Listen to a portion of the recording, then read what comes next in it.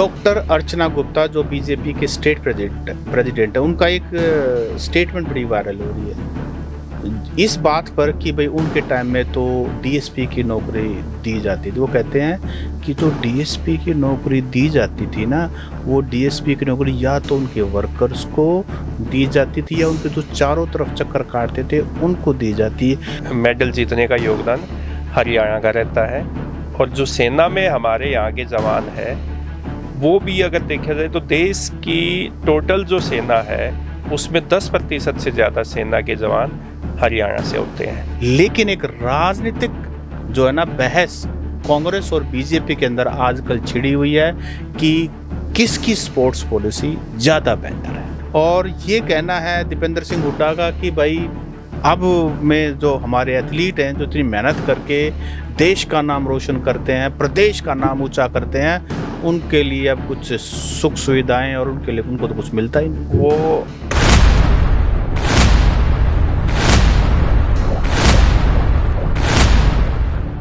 नमस्कार, the Haryana talks के खास मुद्दे में आपका स्वागत है।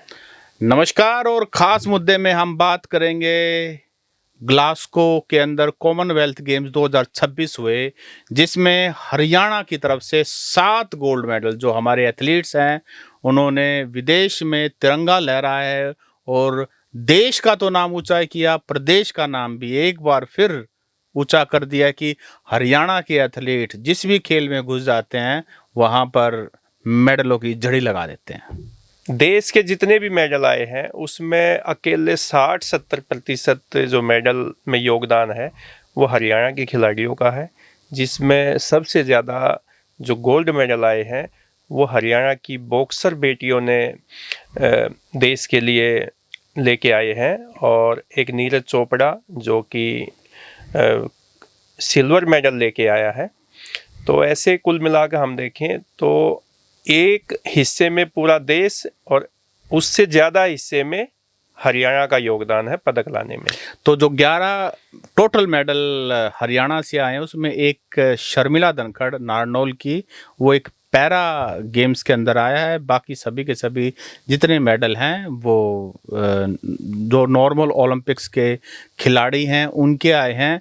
और हरियाणा के बारे में वैसे कई खासियतें हैं, जैसे एक ब्लैक गोल्ड है, हमारी जो मुर्रा भैंस है जिसका दूध पी करके, जिसकी दही खा करके, जिसका घी खा करके हमारे एथलीट जो हैं वो गोल्ड मेडल लेके आते हैं। किसान मेहनत करते हैं और जवान हमारे सरहद पर ड्यूटी देते हैं, अपनी जान जो है जोखिम में डालते हैं। तो हरियाणा की तो आप ये मानिए कि हालांकि हरियाणा देश का एक अहम हिस्सा है, हरियाणा की बाजू है, लेकिन अगर वैसे मैथमेटिकल देखें तो जैसा कि वशिष्ठ साहब ने कहा कि 50% आज तक जितने मेडल आए हैं इंडिया के इतिहास में तो करीब करीब 50% हरियाणा से हैं और 50% रेस्ट ऑफ द इंडिया से हैं। लेकिन एक राजनीतिक जो है ना बहस कांग्रेस और बीजेपी के अंदर आजकल छिड़ी हुई है कि किसकी स्पोर्ट्स पॉलिसी ज़्यादा बेहतर है। देश की जो पॉपुलेशन है उसका 2% आबादी हरियाणा की आती है और मेडल जो है हम हमेशा ही, चाहे वो ओलंपिक की बात हो, कॉमनवेल्थ की हो, वर्ल्ड चैम्पियनशिप की हो, वर्ल्ड कप की हो, उसमें 60 और 70% मेडल जीतने का योगदान हरियाणा का रहता है। और जो सेना में हमारे यहाँ के जवान है वो भी अगर देखा जाए तो देश की टोटल जो सेना है उसमें 10% से ज़्यादा सेना के जवान हरियाणा से होते हैं। तो आज हम बात करेंगे उस राजनीतिक बहस के बारे में जिसमें कांग्रेस और बीजेपी दोनों में बहस हुई। ओपी जी, अभी जो रोहतक के एमपी हैं कांग्रेस के दीपेंद्र सिंह हुड्डा, उनका ये कहना है कि जो हुड्डा सरकार में, कांग्रेस सरकार में जो स्पोर्ट्स पॉलिसी थी वो काफ़ी बेहतर थी। वो कहते हैं कि उनके टाइम में तो अगर मेडल लेके आते थे तो उनको सीधा डीएसपी भर्ती करते थे, और जिसमें से कुछ आज बीजेपी के अंदर भी हैं, जैसे विजेंद्र सिंह को किया डीएसपी भर्ती किया, योगेश्वर दत्त को भर्ती किया, संदीप सिंह जो कि स्पोर्ट्स मिनिस्टर रहे उनको जोगेंद्र शर्मा को भर्ती किया, और ममता खरब हॉकी, ममता और अखिल बॉक्सर उनको भर्ती किया। और इनमें से तो कुछ बीजेपी में आ गए, कुछ अभी सर्विस के अंदर हैं। और ये कहना है दीपेंद्र सिंह हुड्डा का कि भाई अब में जो हमारे एथलीट हैं, जो इतनी मेहनत करके देश का नाम रोशन करते हैं, प्रदेश का नाम ऊंचा करते हैं, उनके लिए अब कुछ सुख सुविधाएं और उनके लिए उनको तो कुछ मिलता ही नहीं। वो अपने दीपेंद्र हुड्डा की बात की तो संसद में उनके जो वो 4 सांसदों के साथ खड़े होते हैं हमेशा ही कोई भी मुद्दा लेके। हाँ, टोटल 5 ही हरियाणा से, 5 है तो चार सांसद जो है दीपेंद्र हुड्डा के साथ है, एक 2 इस तरफ इंक्लूडिंग और 2 इस तरफ, नहीं 3, 2 एक तरफ एक तरफ, 4 सांसद है। हाँ, एक में दीपेंद्र हुड्डा खुद भी हो गए ना। हाँ, अच्छा, वो कुमारी शैलजा तो होती नहीं है। हाँ, तो 4 सांसद किसी भी मुद्दे को लेके संसद भवन के बाहर तख्ती लेके खड़े होते हैं कि भाई हमें ये चाहिए वो चाहिए। अब मैं 1-2 दिन से देख रहा हूँ वो कहते हैं कि जो 2030 में कॉमनवेल्थ होंगे वो इंडिया को मेज़बानी मिली है और वो जो गेम होंगे कॉमनवेल्थ वो गुजरात में होंगे। और गुजरात में अगर देखा जाए तो ओलंपिक में और कॉमनवेल्थ में या किसी और बड़े टूर्नामेंट में, इंटरनेशनल टूर्नामेंट में गुजरात का जो योगदान है या तो शून्य होता है या 1-2 होता है। जबकि खेल की मेज़बानी जो है वो गुजरात को दी जा रही है। जबकि दीपेंद्र सिंह हुड्डा का ये कहना है कि कॉमनवेल्थ गेम जो है वो हरियाणा में मेज़बानी होनी चाहिए क्योंकि सबसे ज़्यादा मेडल हरियाणा के युवाओं के आते हैं और यहाँ मेज़बानी होगी तो खेल का इंफ्रास्ट्रक्चर भी ठीक हो जाएगा, बजट भी मिल जाएगा और यहाँ के बच्चों को प्रोत्साहन भी मिलेगा जो आगे ओलंपिक में मेडल भी लेके आएंगे 28 में और जो 2030 में जो होगा कॉमनवेल्थ उसमें भी हमारे मेडल ज़्यादा आएंगे। दीपेंद्र सिंह हुड्डा की पूरी डिमांड ये है कि वो ये कह रहे हैं कि अगर सरकार फिर भी तुली हुई है कि गुजरात में ही करवाना है तो कम से कम हरियाणा जो इतने मेडल दे रहा है उसको को होस्ट बना दो, ताकि कुछ बजट जो कॉमनवेल्थ गेम्स के नाम पे खर्च होने वाला एक बहुत बड़ा बजट जो है उसमें से जहां से असली हीरे पैदा होते हैं, यानी कि जिस मिट्टी से आप एक तरह से ये मान लो कि अगर आप एक पत्थर उठा के फेंक दो ना, जरूर किसी ना किसी मेडलिस्ट को लगेगा। हरियाणा में तो ये हाल है, मतलब हर किसी के अंदर पोटेंशियल है। और हमारे यहाँ तो बचपन से ही लंगोट कस लेते हैं, रोड पे रनिंग करते हैं, डंड सपाटे मारना शुरू कर देते हैं, ग्राउंड के चक्कर लगाना शुरू कर देते हैं। घी तो हमारे यहाँ डाइट के अंदर बहुत कॉमन सी चीज़ है। जी, ये तो बात हुई विपक्ष की। दीपेंद्र हुड्डा ने विपक्ष की भूमिका निभाते हुए ये बातें रखी। अब आते हैं हम सरकार। कॉमनवेल्थ में जो 11 मेडल आए हैं उनको लेके हरियाणा सरकार ये कहती है कि ये हमारी खेल नीति का ही हिस्सा है और खेल नीति जो हमने बना रखी है उसी की वजह से ये मेडल इतने जीत के हरियाणा के युवा लेके आए हैं। अब मुख्यमंत्री जी प्रेस कॉन्फ्रेंस भी कर रहे हैं, खेल मंत्री भी उनको एयरपोर्ट पे लेने पहुंच गए थे जो जीत के आए हैं। और भी मंत्री कहते हैं कि देखो हमारे सरकार ने क्या कुछ कर दिया। लेकिन ग्राउंड पे अगर आप जाके देखोगे तो हकीकत कांग्रेस की भी सामने आ जाएगी निकल के और बीजेपी की गवर्नमेंट की भी निकल के आ जाएगी। इससे पहले कि हम आगे बढ़ें, इसमें जो आपने कहा ना कि सरकार में डॉक्टर अर्चना गुप्ता जो बीजेपी के स्टेट प्रेसिडेंट है, उनका एक स्टेटमेंट बड़ी वायरल हो रही है इस बात पर कि भाई उनके टाइम में तो डीएसपी की नौकरी दी जाती थी। वो कहते हैं कि जो डीएसपी की नौकरी दी जाती थी ना, वो डीएसपी की नौकरी या तो उनके वर्कर्स को दी जाती थी या उनके जो चारों तरफ चक्कर काटते थे उनको दी जाती।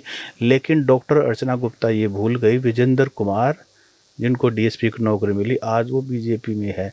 योगेश्वर दत्त बेशक उन्होंने डीएसपी की नौकरी छोड़ दिया, दोनों नहीं छोड़ दी, वो आज हैं। और आप ये मानिए कि संदीप सिंह वो तो आपके मनोहर लाल की सरकार में, बीजेपी सरकार में स्पोर्ट्स मिनिस्टर तक रहे हैं। तो उनका ये कहना ना है कि भाई सिर्फ उनको मिलती थी, तो फिर जो 3 नाम मैंने लिए हैं देखो आज ये बीजेपी में क्यों है? अर्चना गुप्ता जो है उनको नई चौधर मिली है और उन्होंने अपनी परफॉर्मेंस दिखानी पड़ेगी, विपक्ष को घेरने का काम करना पड़ेगा। लेकिन क्या होता है कई बार जो ये नेता होते हैं, प्रदेश अध्यक्ष होते हैं, कोई मंत्री होता है, उनके जो सलाहकार है ना वो ऐसा फीड कर देते हैं, फिर उनको वही बात बतानी पड़ती है। आप ये बताइए कि जो जिनको डीएसपी की नौकरी मिली है उनमें से एक भी प्लेयर ऐसा बताइए जिन्होंने देश के लिए मेडल ना जीता हो। कोई ओलंपिक में पदक जीत के आया है, कोई कॉमनवेल्थ में जीत के आया है, कोई ओलंपिक में नहीं जीत पाया तो ओलंपिक खेल चुका है 1 या 2 बार।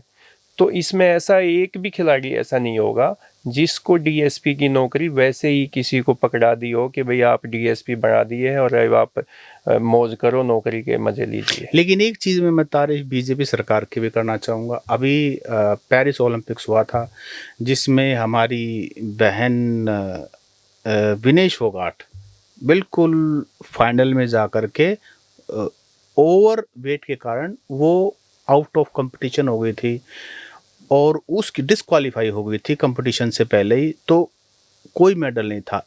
लेकिन उसके बाद वो इंडिया आई, उनका भव्य स्वागत हुआ, फिर उन्होंने जुलाना से कांग्रेस की टिकट पे चुनाव लड़ा, आज वो विधानसभा में है और उनको भी बीजेपी ने सम्मान करते हुए, सेंटिमेंट का सम्मान करते हुए, हरियाणा के स्पोर्ट्स कल्चर का ट्रेडिशन देखते हुए उनको मेडलिस्ट की जो रकम बनती थी वो दी थी।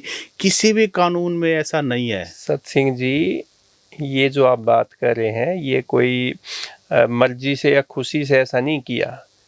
2024 में चुनाव थे और लोगों की भावना और लोगों का प्रेशर बहुत ज्यादा था। नहीं, आज किसी जब चुनाव हो चुके, आज कमिटमेंट तो किया था ना, कमिटमेंट पहले किया गया था, पूरी करती है, कमिटमेंट किया गया था, उसके बाद ये देना पड़ा। नहीं तो ये है कि जो किरकिरी हो जाती चुनाव में। देखो उस टाइम पे जो माहौल बना हुआ था वो विनेश फोगाट के फेवर में था, लोगों की भावनाएं जो है वो विनेश फोगाट के पक्ष में थी। उन सब चीज़ों को देखते हुए भाजपा ने ये पासा फेंका और उसमें कामयाब भी हुई। नहीं, इसका हो सकता है, देखो इस चीज़ के लिए उनकी तारीफ करना जो हो सकता है तो एक अलग बात है। इस चीज़ के लिए बीजेपी की तारीफ जरूर बनती है कि बिना मेडल के और उन्होंने एक कमिटमेंट किया तो वो कमिटमेंट पूरा किया, इस चीज़ की तारीफ होनी चाहिए। पॉलिटिक्स चलो तो आप हर मानते चीज़ हैं, में देखो अच्छी बात है, सरकार अच्छा काम करे तो अच्छी बात, लेकिन उनकी सराहना करनी चाहिए। लेकिन आप ये बताइए, आपने एक बात कहा कि भाई बीजेपी ने कमिटमेंट पूरा किया, तो आप ये बताइए कि हरियाणा के खेल स्टेडियम जो है, चाहे वो जिला स्तर पे हो, ब्लॉक स्तर पे हो, पंचायत का हो, खेल का सामान कितने सालों से नहीं आया है। अब आते हैं ग्राउंड जीरो पर जो आप बात शुरू कर रहे हो। मैं बताऊं कि रोहतक का छोटू राम स्टेडियम, जहाँ से साक्षी मलिक 2016 रियो ओलंपिक्स में जिनका मेडल था, और भी नेशनल इंटरनेशनल लेवल के बहुत सारे प्लेयर्स हैं यहाँ पर। अगर आप स्टेडियम में जाएंगे, छोटू राम स्टेडियम जो कि सोनीपत रोहतक रोड पे है, आप वहाँ घुसते इतने सारा कूड़े का अंबार पड़ा हुआ है। पहली चीज,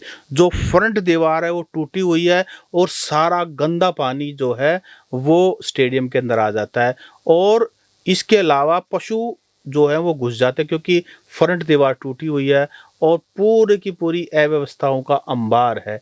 इसके अलावा आप किसी भी अब गेम के अंदर चले जाएं, सामान 2019 के बाद एक भी सामान सरकारी विभाग ने नहीं खरीदा है। 2024 के अंदर पेरिस ओलंपिक्स भी हो गया, अब अगले ओलंपिक्स की बात होने लगी, कॉमनवेल्थ के मेडल भी आ गए हैं, लेकिन हरियाणा खेल विभाग ने एक ग्लव्स भी नहीं खरीदा। और आज जब हमारी बेटियां और इतने मेडल आए हैं बॉक्सिंग के अंदर, तो सभी के सभी आप ये देखिए उनको बधाइयाँ दे रहे हैं, क्रेडिट ले रहे हैं। स्पोर्ट्स पॉलिसी का बखान करें। क्या है कि स्पोर्ट्स पॉलिसी भाई, जब तुम 2019 के बाद तुमने एक ग्लव्स तक नहीं खरीदा, एक चिड़ी तक नहीं खरीदी, और उसके बाद तुम आप क्रेडिट लेने पहुंचे, किसी से क्रेडिट? ये तो माँ बाप की हिम्मत है, वो अपनी ज़मीन बेच रहे हैं, वो कर्जा ले रहे हैं, वो किसी तरह से रिश्तेदारों के एहसान ले रहे हैं, उसके बाद अपने बच्चों को आगे बढ़ा रहे हैं। या फिर सेंटर की बहुत सारी ऐसी पॉलिसीज़ हैं जो जिनका बेनिफिट इनको मिलता है, साई के सेंटर्स के अंदर ये काम कर रहे हैं। कुछ प्राइवेट जो है ना स्पॉन्सर्स हैं उनके पास, वहाँ से वो किसी तरह से अपना जुगाड़ चला करके बच्चे मेहनत करें, दिन रात मेहनत करें। माँ और बाप में से एक ने अपनी नौकरी छोड़ दी या बिजनेस छोड़ दिया या अपना घर छोड़ दिया, बच्चे के साथ लगातार लगे रहते हैं, जहाँ वो खेलने जाता है, जहाँ वो ट्रेनिंग करता है, दिन रात उनके साथ पड़े रहते हैं, तब जाकर ये कॉमनवेल्थ के अंदर, ओलंपिक्स के अंदर, वर्ल्ड चैंपियनशिप में, एशियन गेम्स में तब जाकर मेडल दिखते हैं। और इसका क्रेडिट कौन ले रहा है, ये आप जिक्र कीजिए। देखो, क्रेडिट तो आज के दिन तो बीजेपी की जो है सरकार ले रही है कि भाई हमारी खेल नीति ऐसी है कि जो हम मेडल के साथ कैश प्राइज भी देते हैं और नौकरी भी हाथों हाथ देते हैं।